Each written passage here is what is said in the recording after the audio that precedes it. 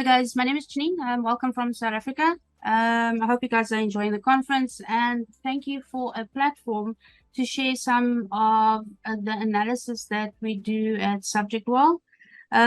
Just to give you a brief overview of myself and the industry that I'm in, I've been in data analytics for roughly about 20 years. I hold a master's in operations management and currently finishing off my PhD. For those, the word big data and big data analytics have been quite the buzzwords over the past 10 years, and it's impacted several industries. One of these industries that's been severely impacted was the clinical trial recruitment space, and that has been quite evident after the COVID 2019 emergence, where it was almost like horses out of a gate trying to get a vaccine early enough or through to the general population. The clinical trial space is complex. Other than for the sponsors and the people developing it, it holds human components or decision making for these patients or people that are willing to participate in clinical trials. And to understand these nuances of why, or the reason why people would participate in clinical trials, it takes time and it takes a lot of methods and research, and it's complex. So what I want to share with you is a recent survey that we've done on these patients or possible patients. We did a survey on roughly 792 potential patients. It was conducted over a survey consisting of 10 questions.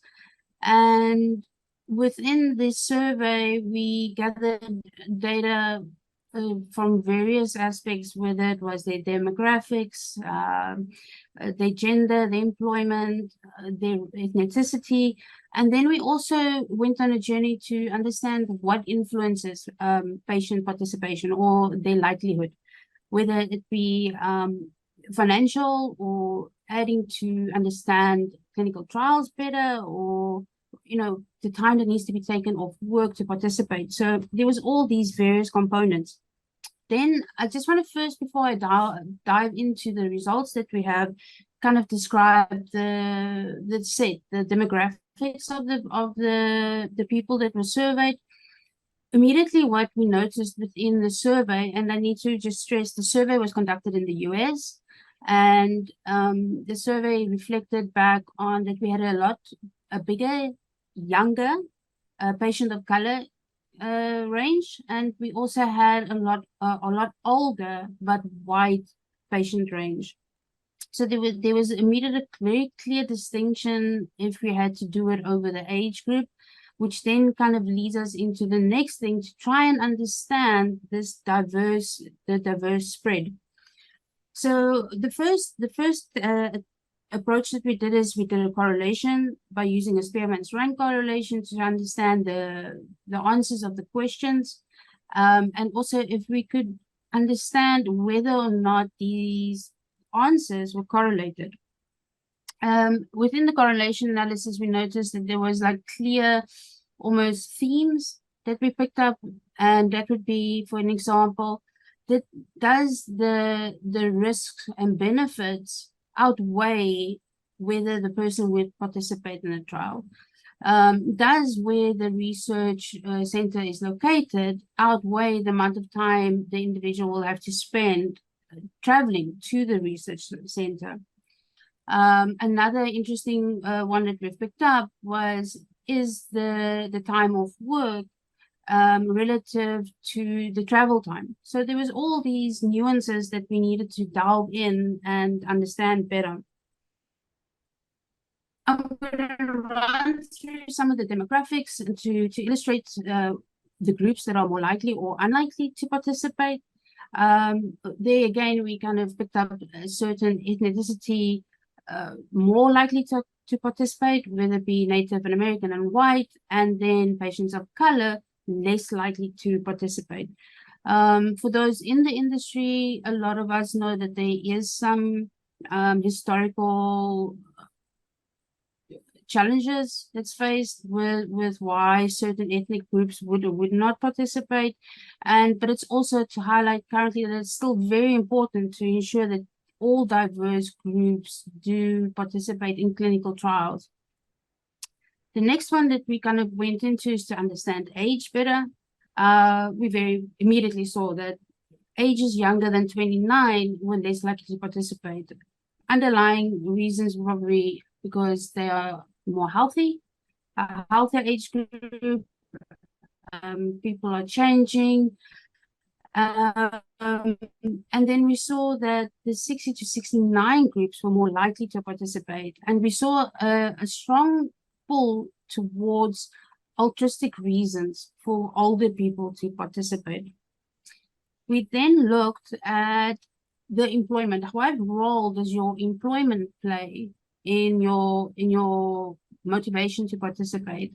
We were able to spot if a person was more flexible with their time or had more flexibility in their job position, that they were more likely to participate. And people with less flexibility, like full-time and seasonal or temporary workers, were less likely to participate. And while I'm going through all of these, we will get to the point as why are all these different aspects important. We then also looked at education, a person's highest level of education held, not necessarily relative to their age. So to dive into that, if a person has a high school or middle school education, he could as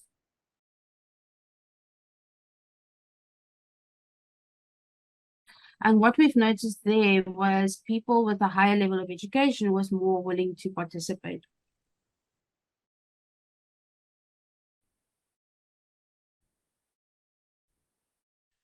And to do a correlation, just throwing in all these factors, it's very hard to kind of make sense of them, given all the dimensions of it, and all these multi-correlated impacts and factors does make a lot of noise when a person tries to analyze and get to clear answers, or at least a little bit of an untangle. It's a bit of like spaghetti, like, is it because you're old? Is it because you only have a temp job? Or is it because you have a certain ethnicity? So to kind of debunk or to get rid of a lot of the noise, we use more advanced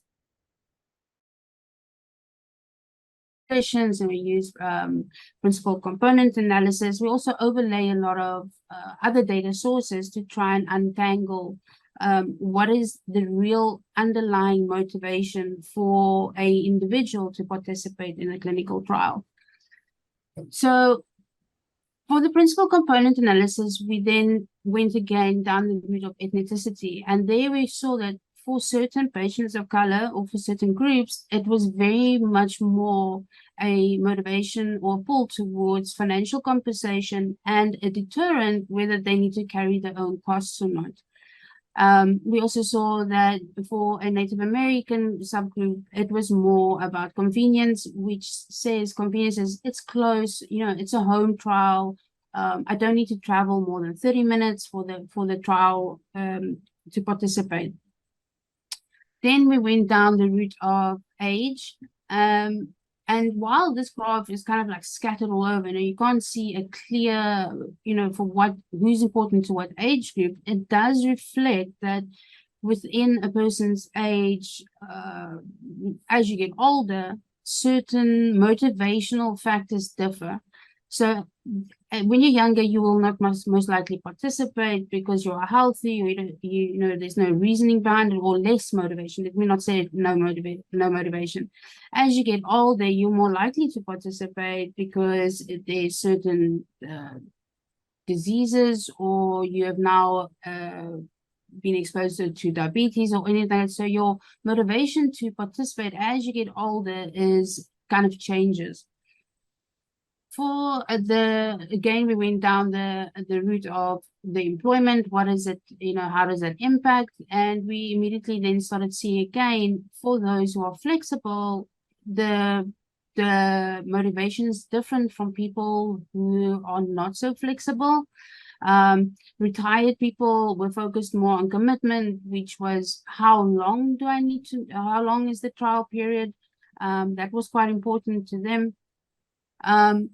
So once we kind of delved into all the correlation analysis or the bivariate analysis, we then built a predictive model to see if we could, with a level of comfort and with some statistical significance, predict the likelihood of a patient entering into a clinical trial. We used the component analysis, and we had a very good model, a nice significant model, and we clearly could see that within certain ethnicities and within age, even though let me stress, ethnicity was not a predictive factor, we just saw more prevalent certain groups willing to participate.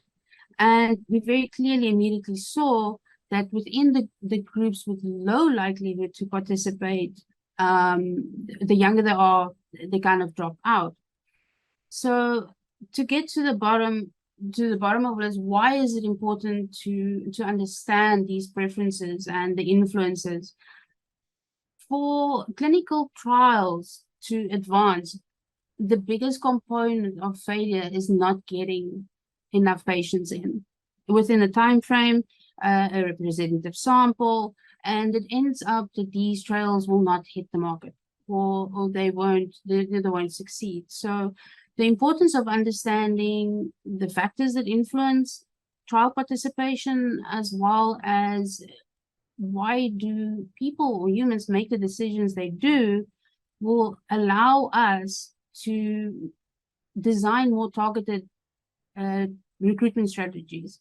Make sure that we understand the component for each subgroup, for each age group or ethnic group, to understand what is important to them, to get them to be almost like a bit more of a tailored target recruitment, and to make sure that we are non-biased, to make sure that everybody is represented in clinical trials. Once we can, and there's a lot of work that's currently undergoing to make sure that all groups are represented, and to kind of to reduce costs and improve patient outcomes and all of that. But the importance of understanding the human component and the driving factor is absolutely crucial to make sure that we get a fair, unbiased spread into clinical trials. There's some references for you guys if you want to deep into the motivations, and also some of the methods that we apply. If anybody feels like reading up on it, we are releasing a full release paper or research paper the end of May, which if anybody is interested, we can share. If anybody's interested in this industry. With that said, thank you very much. I don't think I've actually used up the whole 20 minutes, but I hope it at least gave some insight into my world and the passion I have for making sure we get everybody into clinical trials. Thank you. Thank you so much for the talk. Any questions from the rest of the audience?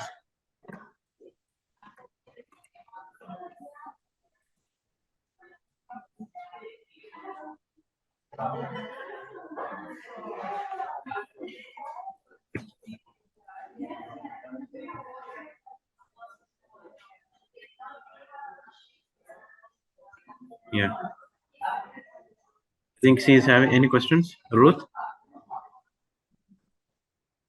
Yes. Can you hear me? Yes, clearly? please. Yes, please. Okay. Yeah.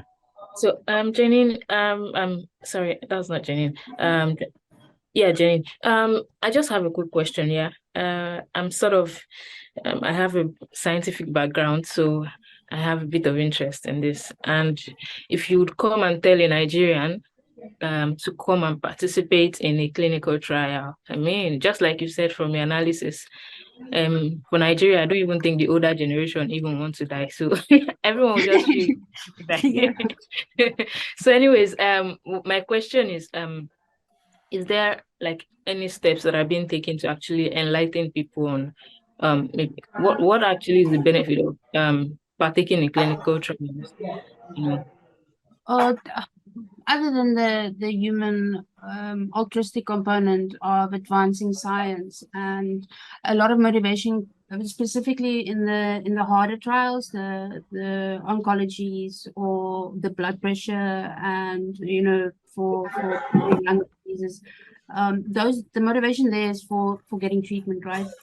Then within a younger group, maybe a lot of them having diabetic disease, they participate purely for the fact that they would enhance or advance scientific results so that there would be treatment for their younger generation, for their kids, or a lot of kids, because we do know that there's a genetic component to a lot of the diseases, treatments, and all of that. So it is so diverse and so complex purely because of the human component. There's people want to get better. People would like to do it so that their kids and have treatment available.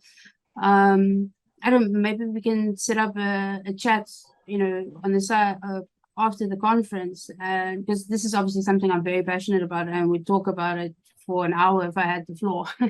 But maybe we can connect afterwards and discuss it. Yes, certainly. Thank you. Yeah.